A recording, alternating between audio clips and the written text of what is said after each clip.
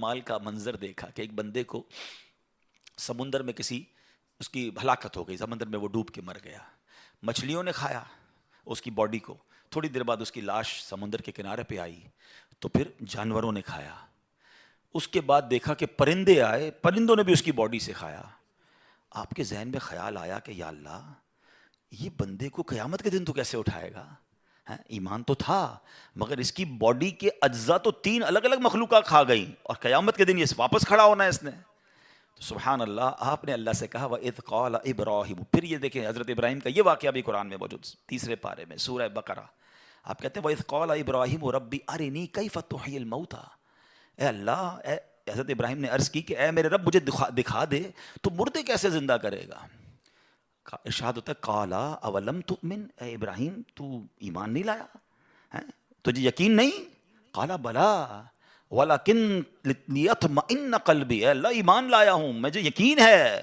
مگر میں ذرا دل سے دیکھنا چاہتا ہوں اور قرار آ جائے، میں عین الیقین چاہتا ہوں، میں اس کو مزید دیکھنا چاہتا ہوں۔ قَالَ فَخُذْ أَرْبَعَةً مِّنَ الطَّيْرِ، قرآن کہتا ہے رب نے فرمایا کہ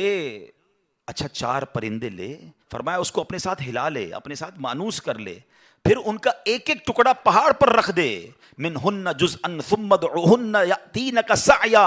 فرمایا پھر انہیں بلا، وہ تیرے پاس چلے آئیں گے پاؤں سے دوڑتے، وَعْلَمْ أَنَّ اللَّهَ عَزِيزٌ حَكِيمٌ، اور جان رکھ اللہ غالب حکمت والا ہے۔ اب ہوا کیا، حضرت ابراہیم کو حکم ہوا کہ 4 پرندے لیں۔ اب آپ نے چاروں پرندے الگ الگ لیے، مور لیا، کبوتر لیا، آپ نے مرغ لیا اور ایک گدھ لیا، ان چاروں کو اپنے ساتھ تھوڑا ٹائم رکھا تاکہ وہ آپ سے انسیت پالے، تاکہ چاروں کے بارے میں کنفرم بھی ہو جائے کہ یہی 4 ہے، کوئی اور مکس نہ ہو جائے۔ اس کے بعد آپ نے چاروں کو ذبح کیا، چاروں کا قیمہ بنایا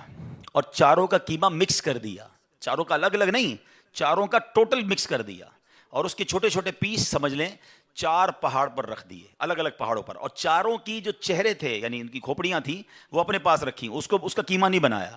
یعنی ان کے سر آپ کے پاس ہیں چاروں پرندے کے، چاروں کا مکس قیمہ ہو چکا ہے، اور 4 الگ الگ پہاڑ پر رکھ دیے۔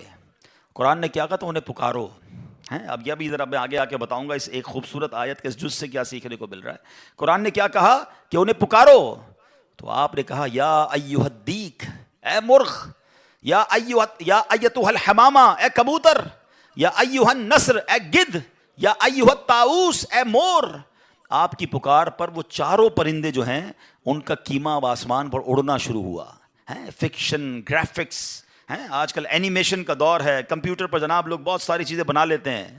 سنو 5000 سال پہلے قرآن میں یہ واقعہ موجود ہے کہ کیا ہوتا ہے، ان چاروں کا قیمہ اڑتا ہے، اور اب جس کا مرغ کا ہے وہ مرغ کی طرف، مور کا ہے تو مور کی طرف، کبوتر کا چاروں کے جسم پورے کمپلیٹ ہوتے ہیں، سر نہیں ہے، سر تو آپ کے پاس ہے نا،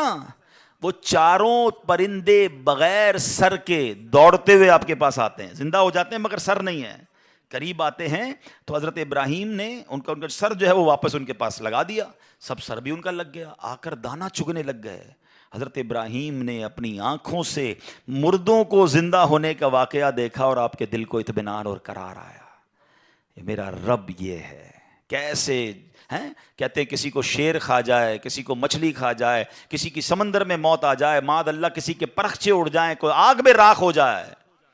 میرا رب چاہے تو سب کو دوبارہ جسم، ان کی تمام باڈی کو پھر کریٹ کرے گا اور وہ قیامت کے دن جمع ہوں گے۔ حضرت ابراہیم نے یہ اپنی آنکھوں سے دیکھا اور یہ واقعہ بھی قرآن میں موجود۔ یہاں کیا سیکھنے کو ملا؟ پہلی بات، میرے رب کی قدرت کیسی ہے، ان اللہ علی کل شیء قدیر، ٹھیک ہے۔ دوسری بات، علماء کہتے ہیں صوفیانہ تفسیر اس کی لکھی گئی کہ 4 پرندے کیوں لیے گئے، کبوتر، مور، گدھ، اور چوتھا کون سا تھا، مرغ۔ فرمایا ان چاروں کی نا ایک ایک بری خصلت ہے۔ مرغ ہے اس کے اندر شہوت بہت ہے، جو کبوتر ہے اس کو اپنی اڑان پر بڑا ناز ہے، بڑا تکبر ہے، بہت اونچا اڑتا ہے۔ فرمایا گدھ جو ہے اس کا کیا پرابلم ہے، گدھ کے بارے میں فرمایا کہ وہ لالچی بہت ہے۔ اچھا، پھر اس کے بعد ایک اور پرندہ ہے مور، اس کو اپنی خوبصورتی پر بڑا ناز ہے، وہ خوبصورتی کی وجہ سے بڑا پراؤڈ فیل کرتا ہے۔ تو فرمایا یہ 4 بری عادتیں ہیں، اس کو ذبح کر کے یہ پیغام دیا گیا کہ اگر تم بھی اپنی اونچی اڑان، اپنے اونچے مرتبوں، اپنے اونچے مقام کا تکبر چھوڑ دو، اپنی خوبصورتی پر گھمنڈ کرنا چھوڑ دو، ہوس اور شہوت کے بعد اپنے آپ کو بچا لو، لالچ کر کے دنیا کے بال کے پیچھے بیڑا غرق اپنا نہ کرو، اگر ان عادتوں کو ذبح کر دو تو اللہ آج بھی تمہارے دل کو زندہ فرما دے گا۔ ان کو زندہ کیا نا، فرمایا ان عادتوں کو ختم کرو، رب تمہارے دل کو زندہ فرمائے گا اور اس میں نور داخل فرما دے گا۔ علماء نے اس کی صوفیانہ تفسیر یہ لکھی۔ اور اب ایک اور عقیدے کی بات بھی، کنفیوژن پھیلانے والے بہت کنفیوژن پھیلاتے ہیں، میں تو قرآن سے آج آپ سے بات کر رہا ہوں نا۔ اللہ نے کیا کہا کہ انہیں پکارو، وہ تو دنیا میں نہیں تھے پرندے، مر چکے تھے، کیما بن چکا ہے، کیما بنے ہوئے پرندوں کو رب کہہ رہا ہے پکارو۔ حضرت ابراہیم نے کیسے پکارا، یا ایھا الدیک، یا ایتھا الحمامہ، آپ کبوتر کو پکار رہے ہیں، آپ گدھ کو پکار رہے ہیں، قرآن کہہ رہا ہے پکارو اور نبی پکار رہے ہیں۔ آج کسی کو نہ جانے یا رسول اللہ سے پرابلم ہو جاتی ہے، کسی کو یا غوث پاک سے یا پرندوں کو پکار رہے، قرآن کہہ رہا ہے، تو اس کا مطلب دنیا سے اگر کوئی چلا بھی جائے تو اس کو پکارنے میں کوئی خدا نہ خواستہ پرابلم نہیں ہے۔ اللہ سمجھ کے تھوڑی پکارتا ہے کوئی، اللہ کے بندے سمجھ کر ہی پکار رہے ہیں نا، اللہ کی مخلوق سمجھ کر پکار رہے ہیں۔